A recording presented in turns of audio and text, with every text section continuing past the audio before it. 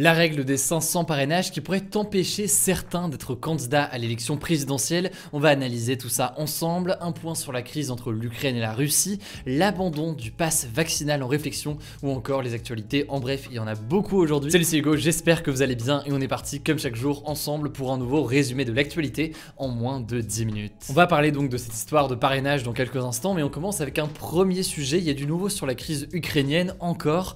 Pour rappel, donc, la Russie a reconnu l'indépendance de 2 territoires ukrainiens, 2 territoires qui revendiquent leur indépendance mais que l'Ukraine refuse. Cette reconnaissance par la Russie met un petit peu le feu aux poudres et donc on va essayer de comprendre concrètement où est-ce qu'on en est aujourd'hui. Alors la première chose tombée ces dernières heures, ce sont les sanctions économiques et financières contre la Russie qui ont été annoncées ces dernières heures par les États-Unis, le Royaume-Uni ou encore l'Union Européenne, le Japon et le Canada. Alors je vais pas rentrer dans les détails de toutes les sanctions, mais ça vise notamment des banques et des députés russes avec des sanctions économiques, et ces puissances que je viens de citer se rangent donc du côté de l'Ukraine et ils accusent la Russie de ne pas respecter l'intégrité et la souveraineté du territoire ukrainien. La deuxième chose à noter aujourd'hui, c'est la prise de parole du président russe Vladimir Poutine ce mercredi matin. Il a déclaré qu'il était toujours ouvert à un dialogue direct et honnête sur la crise ukrainienne, mais il a quand même insisté sur le fait que les intérêts et la sécurité de la Russie restent non négociables. Et donc, malgré ces déclarations de Vladimir Poutine, les tensions ne retombent pas, au contraire. L'armée ukrainienne a annoncé par exemple ce mercredi la mobilisation de ses réservistes de 18 à 60 ans, ce qui montre donc que l'Ukraine devrait apporter une réponse armée à l'invasion de son territoire par la Russie. Et puis plus largement, le gouvernement ukrainien a appelé tous ses citoyens qui vivent actuellement en Russie à quitter immédiatement le pays, et le Conseil de sécurité ukrainien a également demandé d'instaurer un état d'urgence dans le pays. Enfin, pour terminer, le chef de la diplomatie américaine, Antony Blinken, a également annoncé ce mardi qu'il ne rencontrerait pas le chef de la diplomatie russe, Sergei Lavrov. C'est ce qui avait été prévu initialement ce jeudi, mais donc finalement il n'y aura pas de rencontre de la sorte. Bref, vous l'aurez compris, les choses continuent de bouger. Les États-Unis craignent toujours une réelle invasion russe en Ukraine. C'est ce qu'a réaffirmé le président américain Joe Biden mardi soir. De son côté, la Russie a promis une riposte forte et douloureuse aux sanctions américaines. On continuera donc évidemment de vous informer là-dessus. Pour tout vous dire, j'ai vu d'ailleurs tous vos retours concernant l'idée de faire une vidéo dédiée à ce qui se passe en Ukraine. C'est prévu, je pense qu'on va le faire. La seule chose, c'est qu'en ce moment, on a littéralement cette semaine beaucoup d'interviews, notamment de candidats à l'élection présidentielle. Donc forcément, on est sur beaucoup de choses à la fois. Donc on prendra le temps dans les prochains jours de faire une vidéo pour mieux comprendre concrètement ce qui se passe actuellement entre la Russie et l'Ukraine. Allez, on enchaîne avec le sujet à la une de ces actus du jour. Plusieurs candidats à l'élection présidentielle, dont la candidate du Rassemblement national Marine Le Pen, le candidat de la France Insoumise Jean-Luc Mélenchon ou encore le candidat de Reconquête Éric Zemmour, pourraient ne pas pouvoir se présenter à l'élection. La raison, on en a déjà parlé sur cette chaîne à de nombreuses reprises, c'est que pour être candidat à l'élection présidentielle, il faut récolter 500 parrainages d'élus français, que ce soit des maires, députés, etc.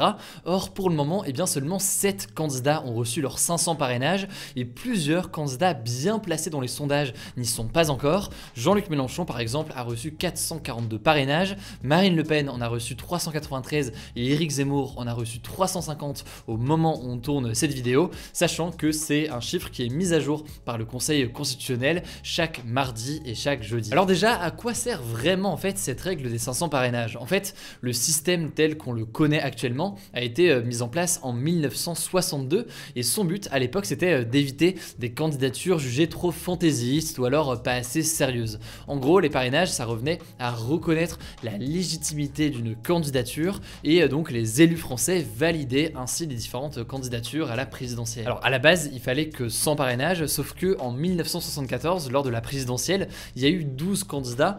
12 candidats aujourd'hui, ça paraît assez normal, mais à l'époque, ça paraissait immense. Et du coup, à ce moment-là, c'était monté à 500 signatures d'élus. Actuellement en France, il faut savoir qu'il y a 42 000 élus qui peuvent apporter leur parrainage à un candidat. Et même si un maire ne peut apporter son parrainage qu'une seule fois et qu'il y a un seul candidat, logiquement, il y a de la place en théorie pour tout le monde. Et je dis bien en théorie parce que en réalité, donc, c'est beaucoup plus compliqué que tout ça. Ce qu'il faut bien comprendre, c'est que les parrainages, ils sont publics. Donc, les citoyens peuvent savoir qui leur maire ou alors leur député, par exemple, a parrainé. Sauf que, cette transparence, ça peut freiner un certain nombre de maires qui ont peur qu'on leur reproche comme ça de parrainer un candidat plutôt qu'un autre. Dans l'Oise, par exemple, un maire en avait tellement marre que les différentes équipes de campagne l'appellent appel pour donc donner sa signature, qu'il a décidé en fait de se parrainer lui-même pour être tranquille. Et d'ailleurs, le nombre d'élus qui ont décidé de parrainer un candidat est en baisse par rapport à 2017, ce qui montre bien parfois des craintes de jugement ou autre concernant le fait de parrainer un candidat plutôt qu'un autre. Après justement là-dessus, d'autres élus rappellent que parrainer un candidat et donc lui accorder une signature, c'est pas forcément signe d'un soutien et qu'on va voter pour lui ou quoi que ce soit, mais ça veut simplement dire que cette personne doit pouvoir participer à cette élection présidentielle même si jamais on est en désaccord avec elle. Par exemple, le maire Les Républicains de Cannes, David Lisnard, qui est donc de droite et un soutien de Valérie Pécresse, a décidé de parrainer Jean-Luc Mélenchon, qui donc n'est pas vraiment de son bord politique. Et on en parlait hier aussi, le président du Modem, François Bayrou, qui est donc lui en l'occurrence proche de Emmanuel Macron, a créé une sorte de banque de parrainage. Alors lui, l'objectif c'est de récolter des parrainages d'élus pour ensuite les redistribuer à des candidats qui n'arriveraient pas à récolter leur parrainage, même si en l'occurrence c'est une initiative qui fait beaucoup polémique puisque François Bayrou veut réserver ses parrainages qu'il récolte aux candidats qui sont à plus de 10% dans les sondages, et donc de fait ça exclut pas mal de candidats. Par exemple, Anas Kazib du mouvement anticapitaliste Révolution Permanente dénonce une privation comme ça de parrainage et une exclusion tout simplement du processus démocratique. Alors la question là qu'on pourrait légitimement se poser, c'est est-ce que du coup ça a encore du sens et qu'est-ce qu'on pourrait changer ou modifier là-dessus? Faut savoir que de plus en plus de personnes appellent à une réforme de ce système donc de parrainage. Il y a plusieurs alternatives qui sont proposées. Il y a l'idée par exemple d'abaisser le nombre de parrainages nécessaires pour revenir, je sais pas, à 100 parrainages par exemple, comme c'était le cas à l'époque. Il y a l'idée aussi de rendre ces parrainages anonymes pour permettre donc à chaque élu de le faire comme il le souhaite, ou encore le fait de faire des parrainages citoyens. Donc par exemple un système de pétition en quelque sorte, où si 150 000 personnes signent pour qu'une personne puisse être candidate, et bien qu'elle puisse se présenter. Bref, les candidats ont donc jusqu'au 4 mars pour récolter leurs 500 signatures et valider leur candidature à l'élection présidentielle. Dans le cas de Jean-Luc Mélenchon, Éric Zemmour, encore Marine Le Pen, beaucoup estiment qu'ils devraient finir par réussir à avoir ces parrainages, notamment du fait des initiatives qui ont été mises en place avec par exemple cette banque de parrainage de François Bayrou entre autres. Mais plus largement, eh bien, la question se pose pour d'autres candidats qu'on vient d'évoquer ici, et on aura donc l'occasion d'en reparler dans les prochains jours, cette question des parrainages et qui arrive à les obtenir. Au passage, concernant la présidentielle, Emmanuel Macron, qui n'est toujours pas officiellement candidat à la présidentielle, tiendra tout de même un premier meeting de campagne le 5 mars à Marseille. C'est ce qui a été indiqué à l'AFP, évidemment, donc on suivra tout ça dans les prochains jours. Et je le rappelle d'ailleurs, sur la chaîne YouTube principale Hugo Décrypte que je vous mets en description, on continue à poster 4 fois par semaine des vidéos liées à la présidentielle, décryptage de programmes, interview des candidats, etc.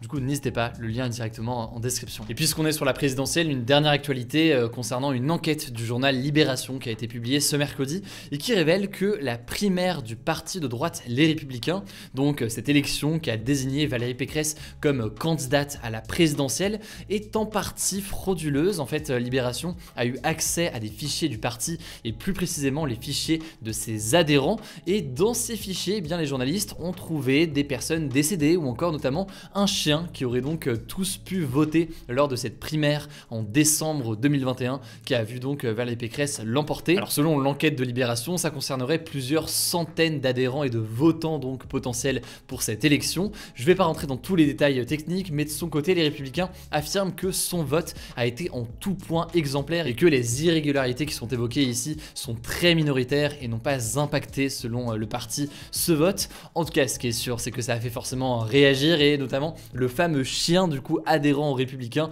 Douglas, a même droit désormais à son compte Twitter parodique. Et sur son compte, on peut lire notamment, je cite: « Je suis Douglas et je suis président du collectif Les Chiens avec Pécresse. Je suis fier d'avoir voté pour Valérie Pécresse lors de la primaire de la droite et du centre. » Alors on continue avec les actualités en bref et on commence en un mot avec un premier sujet. Le ministre de la Santé, Olivier Véran, a donné des précisions sur la fin potentielle du pass vaccinal en France, et cette fin devrait avoir lieu mi-mars comme ce qui avait été annoncé, mais à condition que 3 critères de suivi du Covid aient suffisamment baissé. Et dans ces 3 critères, il y a notamment le fait qu'il y ait moins de 1500 patients atteints du Covid en réanimation à la mi-mars, alors qu'aujourd'hui, pour vous donner une idée, il y en a 2842. On verra donc comment est-ce que cette courbe continue à descendre dans les prochains jours. En tout cas, c'est donc cette date de mi-mars qui est envisagée aujourd'hui pour mettre fin au pass vaccinal. Deuxième actualité rapidement, le délai de l'IVG en France va officiellement être rallongé, ce qui veut dire que les femmes vont pouvoir avorter porter en France jusqu'à 14 semaines de grossesse contre 12 semaines actuellement. En gros, l'Assemblée nationale a définitivement voté ce mercredi le texte de loi qui était notamment soutenu par la majorité présidentielle, donc la République en marche, mais aussi plein d'autres députés de l'Assemblée. Allez, on termine avec une image assez incroyable, mais vous l'avez peut-être vue, je veux quand même vous la partager parce qu'elle est assez incroyable. C'est celle de Philip Crowther, un journaliste qui travaille pour l'agence de presse américaine AP et qui a fait le tour des réseaux sociaux ces dernières heures grâce à ses talents de polyglotte. En fait, il couvre actuellement la crise entre la Russie et l'Ukraine et donc notamment à Kiev, la capitale de l'Ukraine. Il fait régulièrement des directs à la télévision. Le truc, c'est qu'il le fait dans 6 langues différentes. En fait, il est né au Luxembourg, un pays où on parle notamment le français, mais son père est britannique et sa mère est allemande. Ça fait donc déjà 3 langues. En plus de ça, il a appris l'espagnol et le portugais à l'école. Bref, ça donne des montages assez impressionnants. Je vous laisse avec un petit extrait. There's been a war with Russian-backed forces. Natürlich ist ein gewisses und Krieg gewinnt. Que va a mantener el presidente francés hoy en Moscú. Moscovo brandiu un annuncio de retirada da terça-feira como prova. La guerre semble probable, c'est aussi simple que cela. Désinformation, gefälschte Angriffe. Alors, il n'y avait pas de débat hier, mais le débat du jour, c'est le suivant. Le système de 500 parrainages pour être candidat à l'élection présidentielle est-il injuste? Pour participer au débat, eh bien, ça se passe directement dans l'onglet communauté de cette chaîne YouTube. Et ce sera tout pour ce nouveau résumé de l'actualité en moins de 10 minutes. Merci de m'avoir écouté, merci pour votre confiance d'ailleurs ces derniers jours plus largement. Prenez soin de vous, prenez soin de vos proches et on se dit à demain pour une nouvelle vidéo.